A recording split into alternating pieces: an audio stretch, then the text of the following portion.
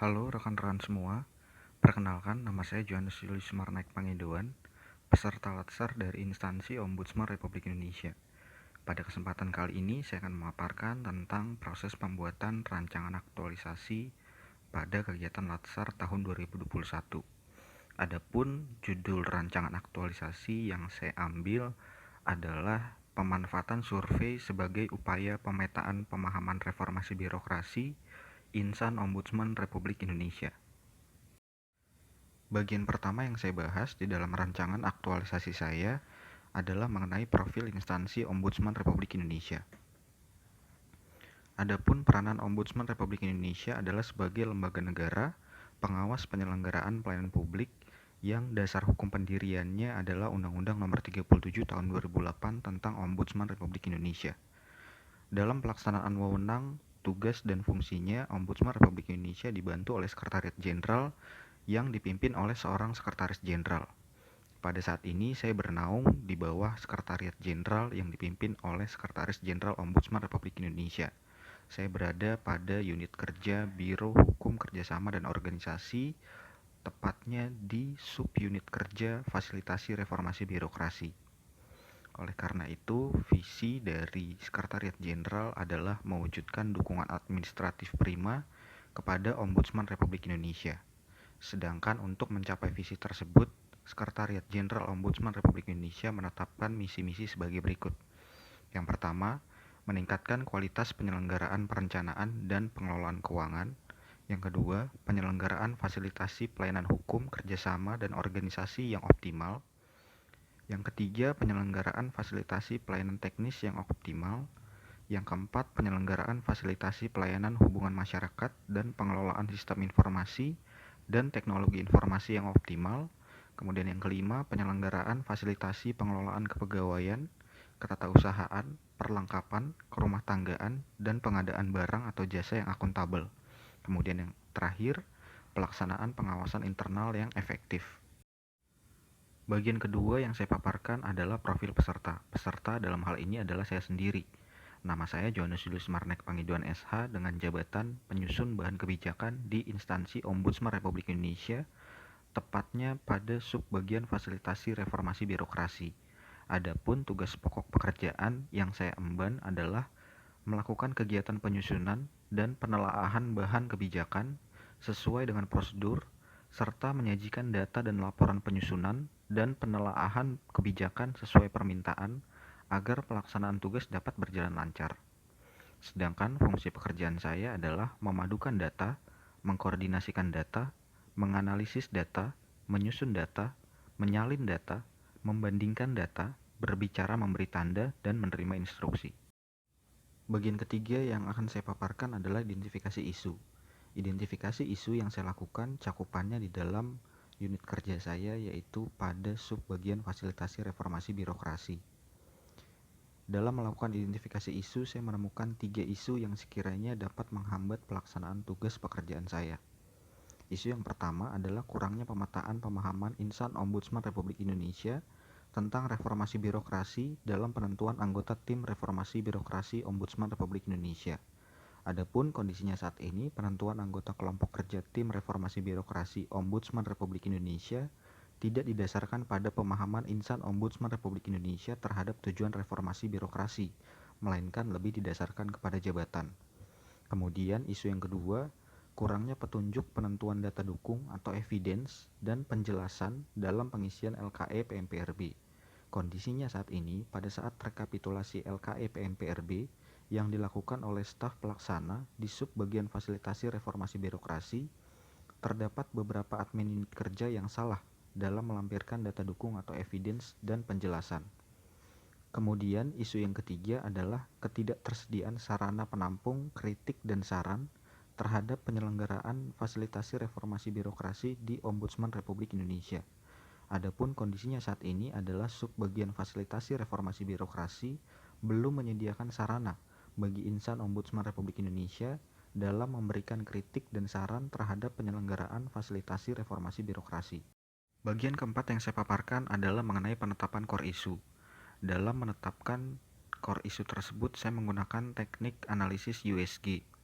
di mana teknik analisis USG ini merupakan metode scoring untuk menyusun prioritas isu yang harus diselesaikan.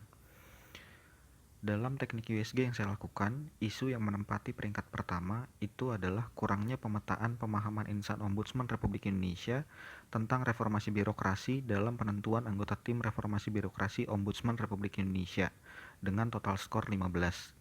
Lalu pada peringkat kedua ada isu kurangnya petunjuk penentuan data dukung atau evidence dan penjelasan dalam pengisian LKE PMPRB dengan total skor 11.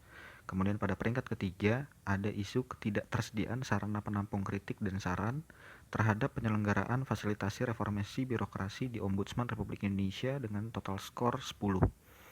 Oleh karena itu, berdasarkan hasil tapisan isu dengan teknik USG tersebut, isu yang menempati peringkat pertama adalah kurangnya pemetaan pemahaman insan Ombudsman Republik Indonesia tentang reformasi birokrasi dalam penentuan anggota tim reformasi birokrasi Ombudsman Republik Indonesia. Isu tersebut menjadi hal yang paling berpotensi menjadi ancaman, tantangan, hambatan, serta gangguan di dalam pelaksanaan reformasi birokrasi. Kemudian pada bagian kelima saya memaparkan tentang penetapan penyebab core issue. Penetapan penyebab core issue ini saya menggunakan fishbone analysis, di mana untuk kepala ikan saya mengisi dengan core issue yaitu kurangnya pemetaan pemahaman insan Ombudsman Republik Indonesia tentang reformasi birokrasi sebelum menentukan tim reformasi birokrasi di Ombudsman Republik Indonesia. Adapun untuk tulang-tulang ikannya, saya isi dengan penyebab-penyebab munculnya core issue. Penyebab yang pertama adalah komitmen pimpinan. Sub penyebab dari komitmen pimpinan ini yang pertama adalah baru masuknya reformasi birokrasi sebagai target renstra pimpinan Ombudsman Republik Indonesia. Kemudian yang kedua baru masuknya reformasi birokrasi dalam perjanjian kinerja Sekretaris Jenderal Ombudsman Republik Indonesia. Lalu yang ketiga baru masuknya reformasi birokrasi dalam perjanjian kinerja Kepala Biro Hukum Kerjasama dan Organisasi Ombudsman Republik Indonesia. Lalu untuk tulang ikan yang kedua, saya masukkan penyebab core issue yang kedua yaitu kelembagaan, di mana sub penyebab kelembagaan ini yang pertama perubahan struktur organisasi Kesetjenan Ombudsman Republik Indonesia, lalu yang kedua perubahan struktur organisasi Keasistenan Ombudsman Republik Indonesia, lalu yang ketiga ketersebaran perwakilan Ombudsman Republik Indonesia di 34 provinsi seluruh Indonesia, lalu yang terakhir pembentukan subbagian fasilitasi reformasi birokrasi yang relatif masih baru.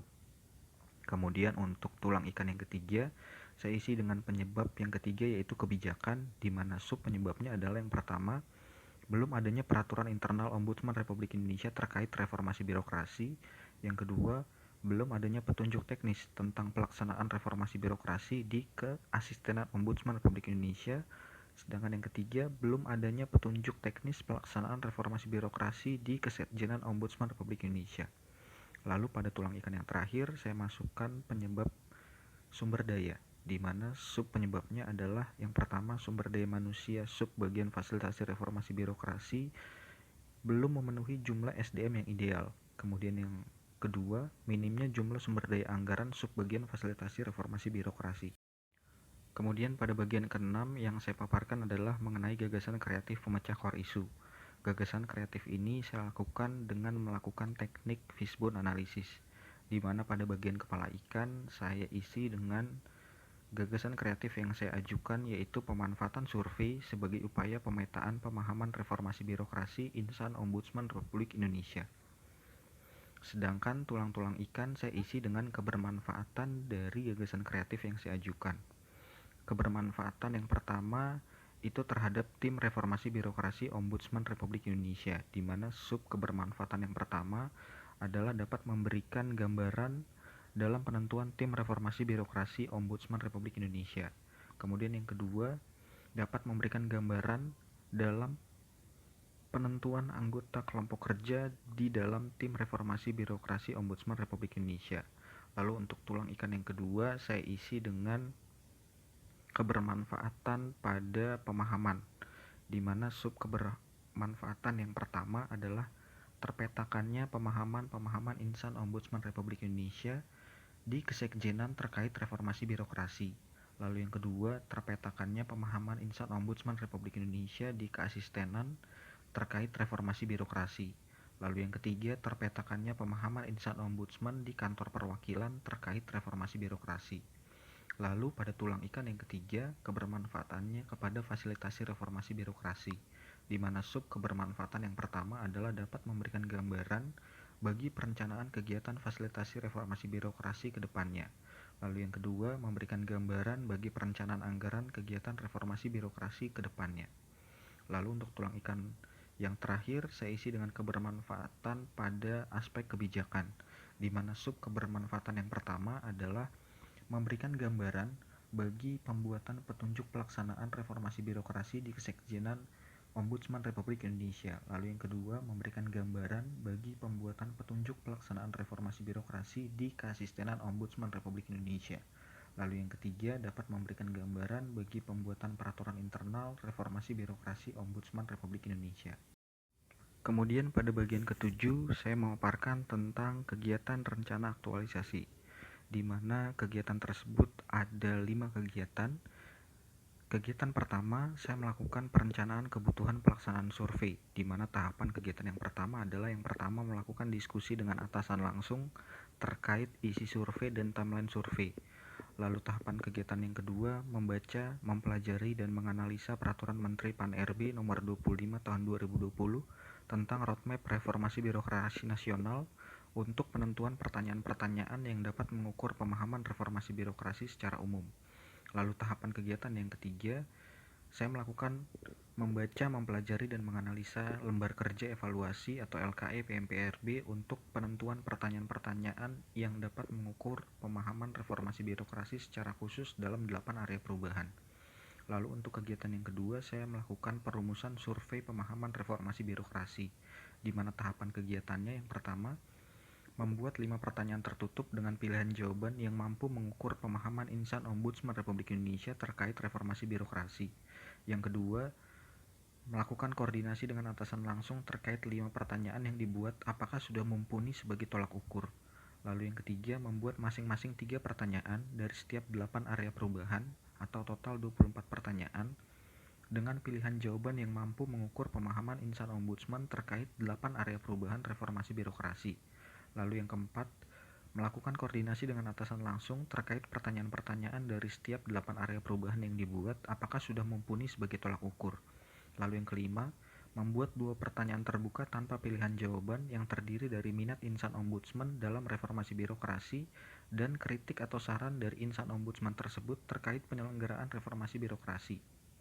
Lalu selanjutnya, melakukan koordinasi dengan atasan langsung terkait pertanyaan terbuka apakah sudah tepat atau belum. Kemudian membuat format Google Form dan penginputan pertanyaan ke dalamnya.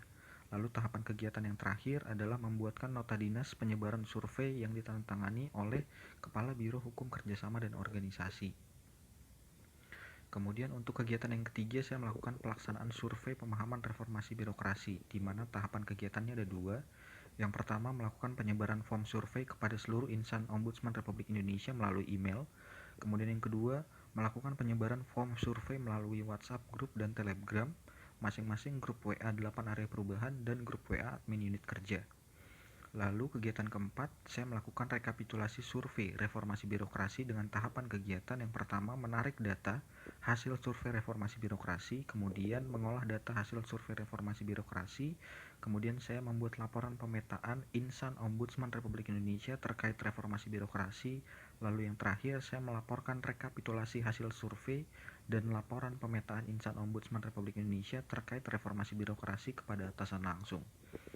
Lalu yang terakhir, kegiatan yang kelima, saya melakukan evaluasi terhadap pelaksanaan survei reformasi birokrasi Ombudsman Republik Indonesia, di mana tahapan kegiatannya yang pertama mengidentifikasi kendala-kendala dalam pelaksanaan survei reformasi birokrasi. Lalu yang kedua, menemukan solusi untuk perbaikan pelaksanaan survei reformasi birokrasi pada waktu yang akan datang. Kemudian pada bagian selanjutnya, saya memaparkan tentang kontribusi rancangan aktualisasi saya terhadap visi misi organisasi. Adapun kontribusi terhadap visi organisasi adalah bahwa kegiatan yang saya ajukan merupakan pengamalan visi Sekretariat Jenderal Ombudsman Republik Indonesia untuk memberikan dukungan administratif yang prima. Sedangkan kontribusi kegiatan yang saya ajukan terhadap misi organisasi merupakan bagian dari pemenuhan misi Sekretariat Jenderal Ombudsman Republik Indonesia dalam melakukan penyelenggaraan fasilitasi organisasi yang optimal, di mana di dalamnya termasuk subbagian fasilitasi reformasi birokrasi. Selanjutnya yang saya paparkan adalah penguatan nilai organisasi. Penguatan nilai organisasi ini bermaksud untuk menjelaskan bagaimana kegiatan yang saya ajukan dapat memberikan kontribusi terhadap penguatan nilai-nilai organisasi Ombudsman Republik Indonesia. Kegiatan saya yang pertama itu memberikan kontribusi terhadap penguatan nilai profesional dengan adanya kolaborasi dan terobosan yang inovatif. Lalu kegiatan kedua saya itu memberikan penguatan nilai profesional dengan adanya kolaborasi dengan atasan langsung. Lalu kegiatan yang ketiga itu merupakan penguatan nilai profesional dengan adanya kolaborasi dengan seluruh insan Ombudsman Republik Indonesia.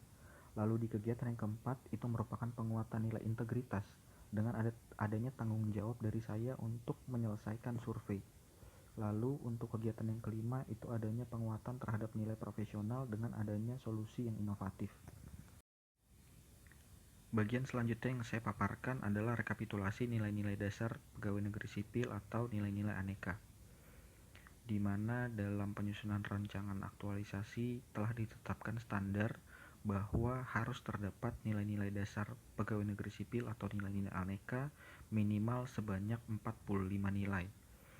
Dalam rancangan aktualisasi saya ini, saya dapat memaparkan bahwa yang pertama nilai akuntabilitas dari kegiatan 1 sampai dengan kegiatan kelima yang saya ajukan terdapat jumlah 11, lalu untuk nilai nasionalisme dari kegiatan 1 sampai kegiatan kelima itu jumlah nilainya adalah 9, lalu untuk nilai etika publik dari kegiatan 1 sampai 5 itu jumlah nilainya adalah 15, untuk nilai komitmen mutu dari kegiatan 1 sampai kegiatan 5 jumlah nilainya adalah 10, dan untuk nilai anti korupsi dari kegiatan 1 sampai dengan 5 jumlah nilainya ada 8.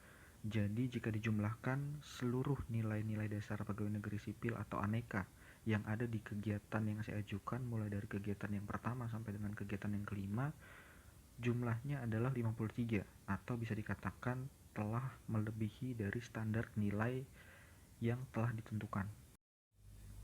Kemudian pada bagian terakhir yang akan saya paparkan adalah rencana jadwal kegiatan aktualisasi, di mana jadwal kegiatan aktualisasi ini kegiatan yang pertama adalah merencanakan kebutuhan pelaksanaan survei. Akan saya gabungkan pelaksanaannya dengan kegiatan yang kedua, yaitu merumuskan survei pemahaman reformasi birokrasi yang saya rencanakan dilaksanakan pada minggu keempat bulan Agustus tahun 2021.